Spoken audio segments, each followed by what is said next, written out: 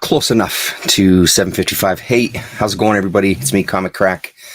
So a few things to talk about today. Nothing too intense comic-wise. I put a stack over there. Haven't done a ton of reading, or I've done quite a bit of reading, but there's some stuff that that I'm just not finished yet, because I'm reading a whole bunch of things at once, which is kind of unusual for me to do, like have multiple books going at the same time. I don't normally read that way when it comes to comics, because I've been getting some deals on graphic novels and stuff.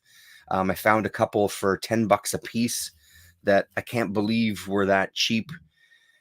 So because I have all this reading material, all of a sudden I'm reading bits and pieces and not finishing a whole book.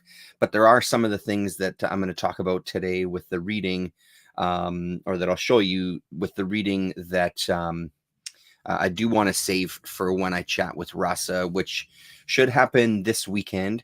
I think it's over on Rasa's channel this week, but I'll reach out to her and see what the plan is. I was working this past weekend, so I just couldn't.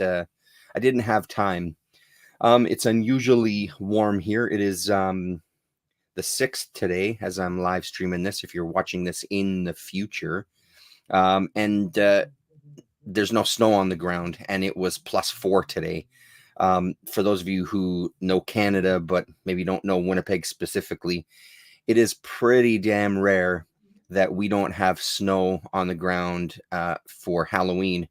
It's kind of a classic Winnipeg joke of you do all this great work on a Halloween costume, and then it snows on Halloween, so then you have to put on winter jackets and things, or people will make costumes that go over all of that stuff. So this is the second time. I think it was 2 or 3 years ago where there wasn't snow on Halloween either, but at that time it was a day or two later that it came. It just didn't happen on Halloween itself. So it's very strange not to have snow on Halloween, but it's especially strange not to have snow on November the 6th. So we had a fire today. I made some ramen, and we sat outside and kind of listened to some YouTube stuff. I think there was something that went on yesterday, maybe. I think there was something that happened yesterday. I'm not sure what it was. Some sort of event or something that'll affect possibly the whole world in some form or another. So when it comes to film work, one of the things that really sticks out for those of us who have worked with people from out of town, I spent a lot of my time working with people from out of town in my kind of coming up in the film industry here in Manitoba. Generally, we get people from either Toronto or Vancouver. And it's a mix. My personal experience has been a mix. Some people find that if they have people from one city versus the other, it's generally better. I don't have that personal experience. I've also worked with people from like the prairies as well too. One of the things that really, as I was coming up in the department, one of the things that really stood out to me was early on in my career, I worked for a guy who every time the producers were around, or every time like an employer representative was around, he would go out of his way to kind of like really boss people around. And he was yelling at me and this other guy who were dailies. And then when the employers or producers would go away, he'd come over and want to be your buddy. And it was really early on. I stopped working for him shortly afterwards, not solely by my choice. We had a bit of a confrontation at the end of one day of work, let's just say. And he never hired me back again, which I was completely fine with. And at the time, a lot of the other members or people that I knew that I started making friends with were like, "Oh man, you can't burn bridges like that. You really burnt a bridge." I'm like, "I absolutely haven't. There's other people in town that I can work with." And here I am to this very day, trapped in this business. So it didn't have much of an effect. Especially the way that people were talking about it. So, but the one thing that stuck with me was that this idea of throwing your team under the bus. And when you're the boss, or when you're the head of the department, it doesn't matter what went wrong specifically. If there's something that wasn't ready on time, what you say is, I'm really sorry about that. We'll get right on it. We'll be done in 5 minutes. You don't start making excuses, and you don't start, especially, you don't start blaming your team. Well, Terrence was in today, and you know how he is, and he's really slow. And then that happened, and then we couldn't find this bit, and we could, like, you just don't do it. A, nobody wants to fucking hear it. And B, that's not a boss that I would want to work for. I would not want to do my best for somebody like that who's just going to shit on you, oftentimes behind your back, and blame you for the fact that they couldn't manage their department properly. You have to be a good manager, and part of being that good manager is taking a hit and looking at yourselves. One thing that I'm curious to see what'll happen, because you're already getting a little bit of smatterings of it. Let me just say that I don't know how far some of these things that I'm about to say ripple outside of like a small sphere. I'm just not aware of what big of an impact it has. I'm very curious to hear what the Democrats have to say for themselves down in the States. I never like to guarantee anything, but I'd put money on the fact that they're going to blame everybody else left, right, and center, as opposed to looking internally and going, we're shit. We're not speaking to people anymore. We didn't address anything about the Palestinians in Gaza, even though people were screaming that at us. They were literally protesting her talks, and she had the audacity to have a smug fucking reaction. I'm speaking. Go fuck yourself. So I just wonder if it's going to be, because there's always a blame game. So in Canada, we have the third party called the NDP. And growing up, I've always been supportive of NDP up until recently. And one of the things that I always heard that from, I don't know when the first time I started voting NDP, but I was an early voter. Like, I voted pretty much as soon as I was old enough, because my friends and I were pretty political and that kind of minded, right? And I'm pretty sure I was on board with NDP almost immediately. And I would always hear for the federal election, so for the prime minister, NDP has never, ever won, a federal election, never. And I would always hear that I was spoiling my vote. Why would you waste your vote? That was the words that were used. Or if people didn't want the conservatives in, people would do the same thing. They'd bite the bullet. And, well, I guess I got to vote liberal, even though I don't really support them, but I got to do it for the purpose of getting the conservative out of there. And I never did those. I think I did that once, and I regretted it fucking instantly as soon as I cast the vote. And the motherfucker that I had voted for actually won. I regretted it immediately. So I never did it again. That's the kind of shit that I don't appreciate, because my vote is my vote is my vote, and I wouldn't be voting for people if I didn't want them to actually get the job. It's unfortunate that not more people voted for Jill Stein or third-party candidates. I was very curious about that one to see what percentage she was going to get. I think when I last looked, it was like at 0.5%. I know that there's something in the States that it's, if you get 5% of the vote, you're then an official third party, which then opens you up to like federal funding and state funding, I believe. Again, I could very well be wrong about that. Please correct me, but I think it's a 5% mark that you have to hit. Not that I thought she was going to hit 5%, but I was just curious because the appetite seemed to be out there. And again, this is where the conversation of like ripples. I don't know. Yes, in the things that I watch in the kind of the groups that I move in, there's a lot of similar conversations, but that doesn't mean those conversations are having an outward ripple. So I know that there's some blame game going on with the media. I think white women so far have been blamed. Black men have been blamed. So just brace yourself for that kind of bullshit, because ultimately the only person whose fault it is that you lost is your own. If you can't get your head out of your ass enough to realize that, there's absolutely no hope for you. I think I've been very clear about my support and my political thoughts on this channel. I don't support either of those fucking parties. I think they're both scumbags. Donald Trump and Kamala Harris can kiss my ass. Things aren't going to, I don't know what's going to happen next. Let me say that instead. I mean, there's a lot of fear that things are going to get dramatically worse. Sure, that could very well happen for people within the country. I'm not saying that it couldn't. I don't. That's part of the thing of I just don't know because I'm not living there, right? I find it hard to believe when things have been bad for so long. When you keep voting for the lesser of two evils, as someone on Al Jazeera said, you start voting for the evil of two lessers.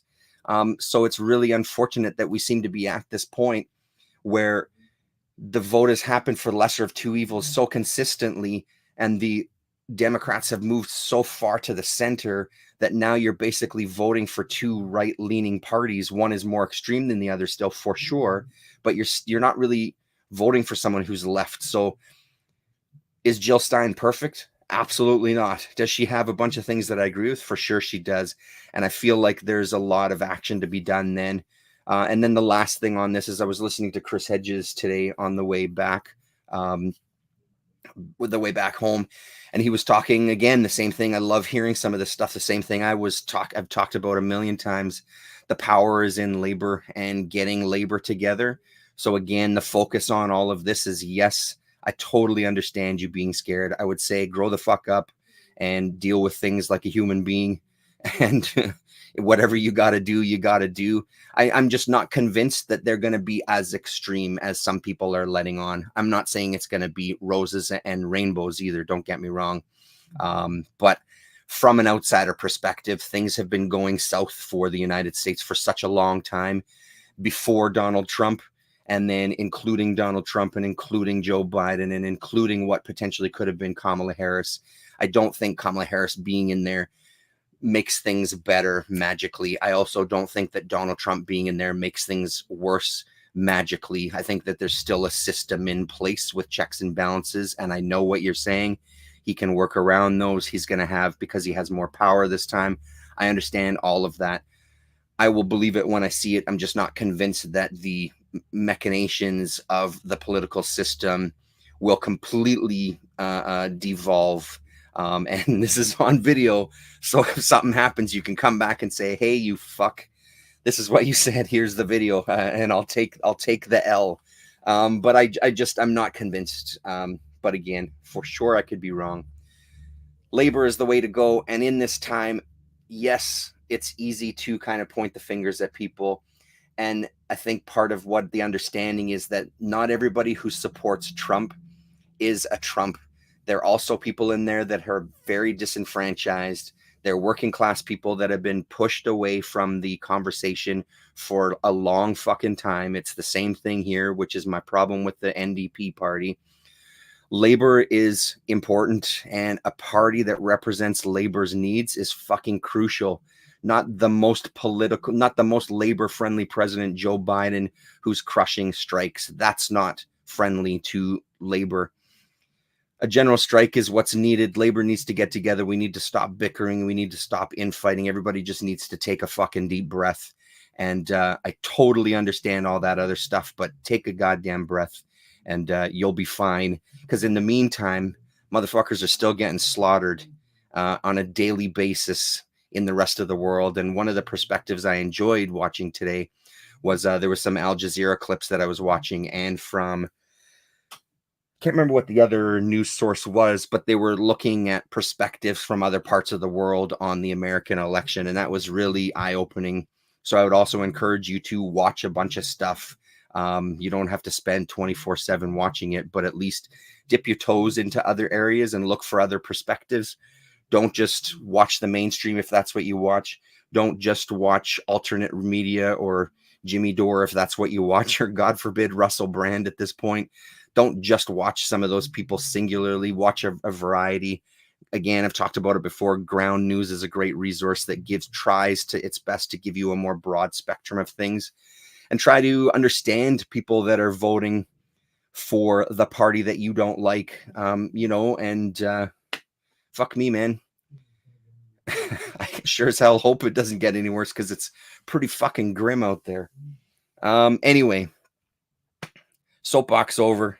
You can stop yelling at your computer.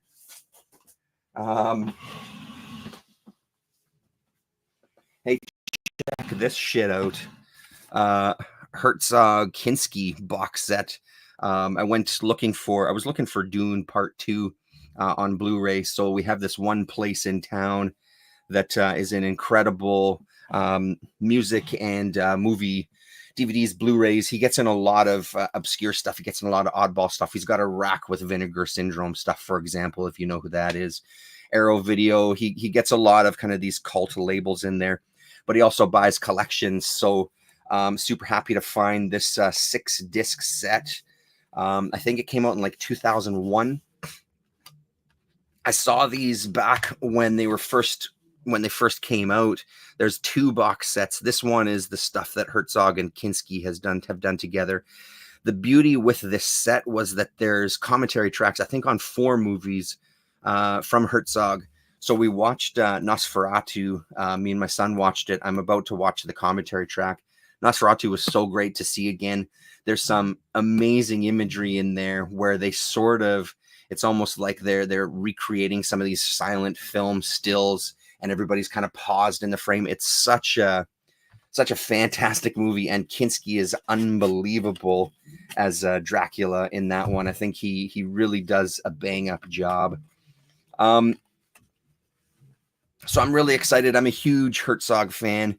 When I watched these and listened to the commentary, we had a project in the film school that I was in, and I did a write-up on Herzog and his films for that course, wrote a paper on it. So I'm really excited to kind of sit with these again after this length of time.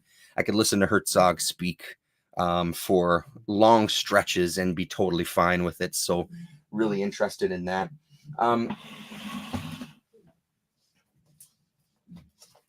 I hit, why did I do this to myself? Put shit so far away.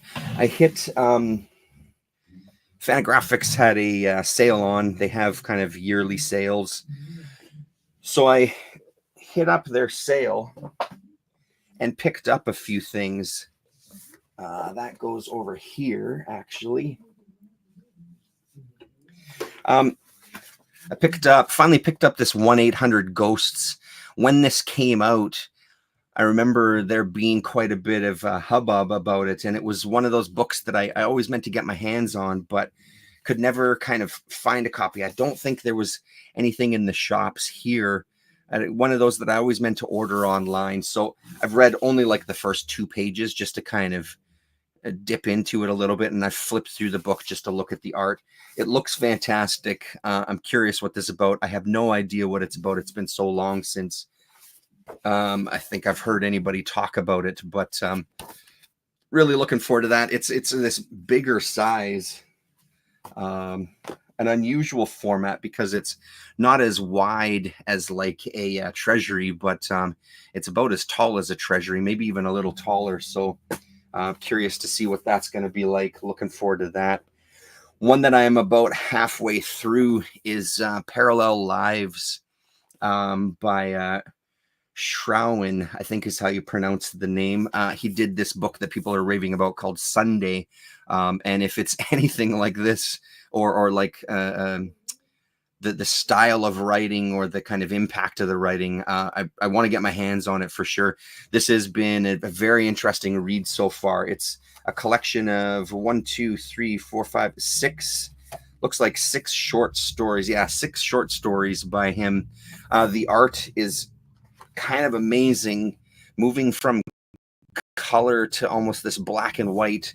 Lots of use of like Zipatone. I don't know if these were originally risographed, maybe. I think was Sunday originally in parts and they were risographed, because it has that kind of feel that I could see this being a Rizzo comic, and maybe this is a collection of the short stories, maybe the 6 different issues.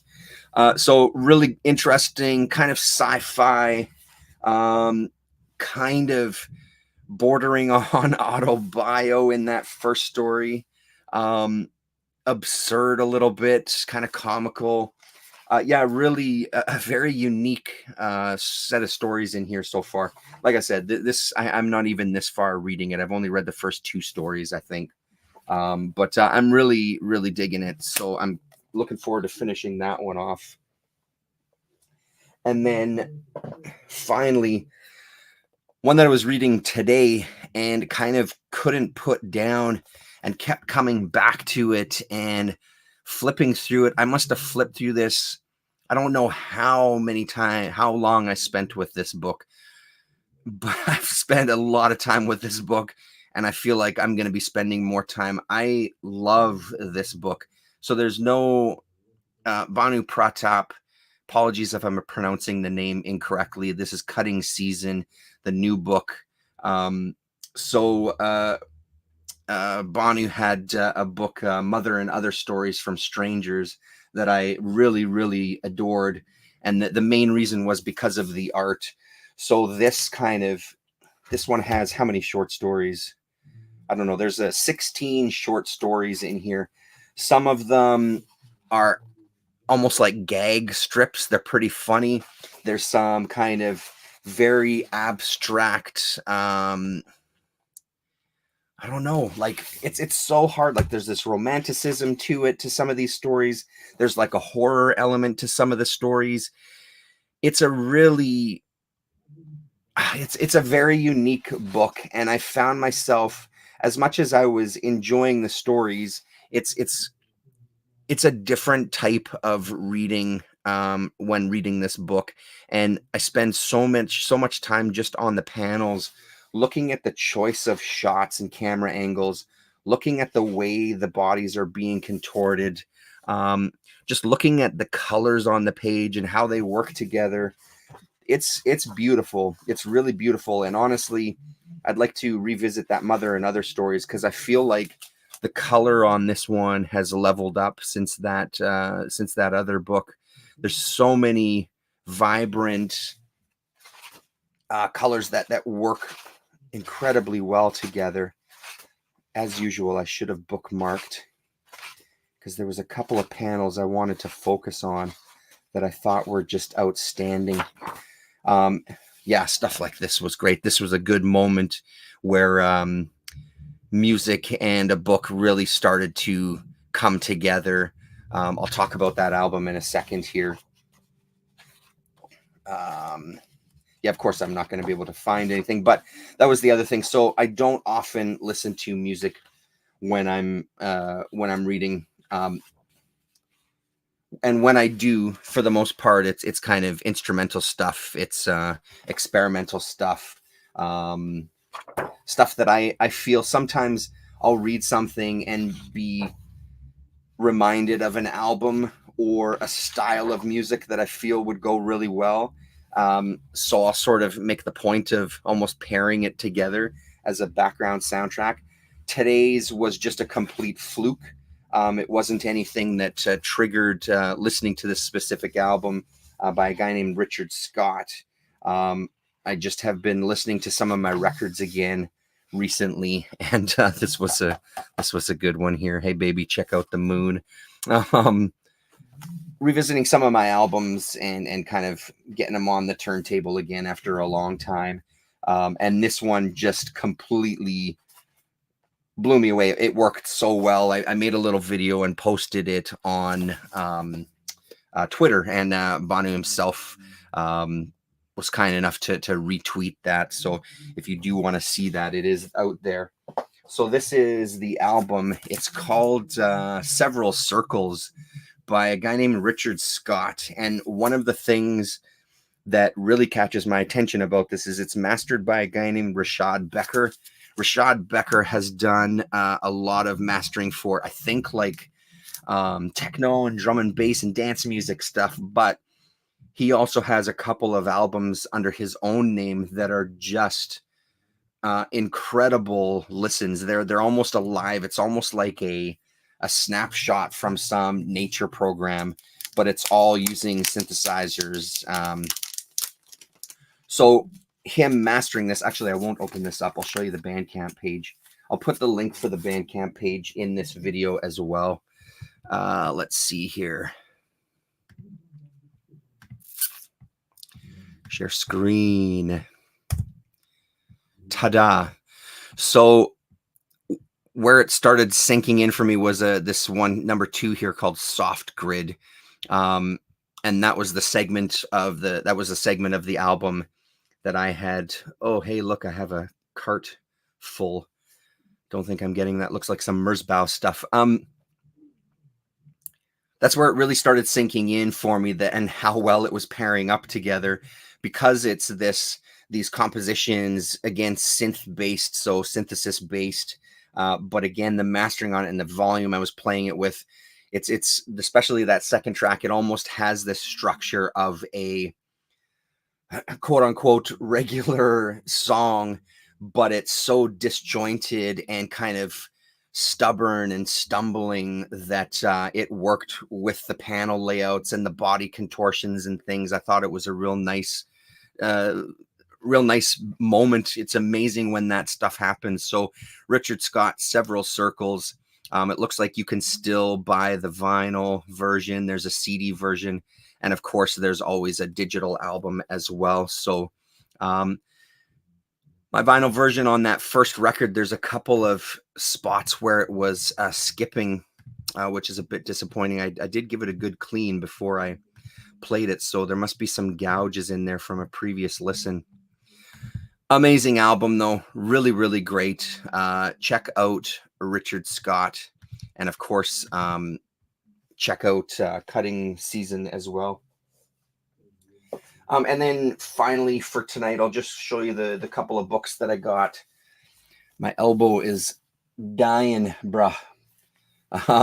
These are the comics that I got from 204 Comics. He buys collections often, and he puts out graphic novels, and they're usually really cheap. So these next two books were $10 a piece. So when this came out, this was what, $40 Canadian. So The Last Ronin, I've been eyeballing this at the comic shop for a while now, but I've just not wanted to pay full price. The moment that he said $10, I grabbed it. I've read the first issue or two in this one. I think I might have read the first two issues in this so far. Yeah, no opinion on it yet, but I do want to dig into this more. Looking forward to reading the rest of the story. I know that a lot of people enjoyed it, so and that's a nice hardcover version of that. And the one that really was amazing was BPRD Hell on Earth book number 1. I've been looking for book number 1 of this for so long, and every time I see the BPRD series in a bookstore, they never have book 1. So to find it for $10, this one has been loved. There's a lot of dings on it and all sorts, but whatever. I'm almost done this. I'm like 3/4 of the way through it, and I love it so far. I'm really, really enjoying it, which is not much of a surprise. I think that I was never skeptical that I wouldn't like the Hellboy universe. I think the thing that kept me out of it was, do I want to start diving into an enormous world? Because once I'm done this, I know I'm going to want to read some more. And then having that Richard Corbin Hellboy stuff piques my interest even more. So it's space and time. Space mostly, though. But the reason that I wouldn't read it would just be due to that, not because I'm not interested in it. So I'm really looking forward to finishing this and talking to Rasa about this. I kind of sent her a photo on Twitter when I picked it up, and she was saying that this is some of her favorite stuff. So I'm really, really excited about this. So now I can kind of go and pick up the next volumes from the shop. I think one of the bookstores near me has volume 2, so I'll probably pick that up at the end of the week, because I'd like to keep going with it as soon as I'm done this one. That's about it for tonight. There's some good stuff in this Gutter Hunter. This has been living here, and I've been reading kind of an article or two every single night almost. This came out at the time of that hashtag Comics Broke Me. So he does a little collection of tweets that people had put out. And I mean, reading it or revisiting this, I have the same thoughts that I had back then. It's interesting seeing some of these, though, because these are people that acknowledge. There's a couple of people here. Salgood Sam specifically is, once he realized how damaging it was, went to animation, and he says it's not perfect by any stretch, but it's pretty easy to do, and I'm better paid for this than I ever was for anything in comics. So good to kind of see people not just moaning and groaning about they can't make a living in the arts. Shock and surprise, but also acknowledging that, hey, listen, like, I kind of look back on some of the stuff that I went through, and I just don't think it was worth it. Yes, I love comics and I love making comics, but I don't think it was worth it to go through that. Also, a nice surprise, Mark Bell is in here as well. Mark Bell has a new Tough Worn Elbow that's out, I think. I think one of my comic shops in town has it. Fantasy Club Books maybe has a copy of that. I should really grab it. So this is great. It also makes me want to revisit issue 1 and 2 again, and kind of maybe do the same thing, just have it laying here beside me. That's about it. I haven't read much else. I haven't actually been spending too much time down here. I did also read issue 1 of Rain, and I'm yet to dip into issue number 2. When I first got this, I had issue number 2, and I felt really lost reading it. This has helped incredibly to read this first book, so I'm excited to go to book number 2 now after coming off of this, because I feel like I have a much better idea of what's going on and who the characters are. Because there's times where the art is rough in a good way that it does make it a little difficult to follow the story. I like the roughness. I think it suits the world and the characters, but I'm really looking forward to digging into this more. This was a really great read. It's one of those in my mind that's kind of high on the list of comics that should have way more renown, because this is a pretty unique experience here. And again, especially because of the times that we're currently going through, this one has is fucking good. And in the back, there's Bissett does a little write-up on Rolf Stark, and says and draws your attention to Taboo number 3, where the duo behind Rain first had something in print, and it's a hell of a story. What's it called here?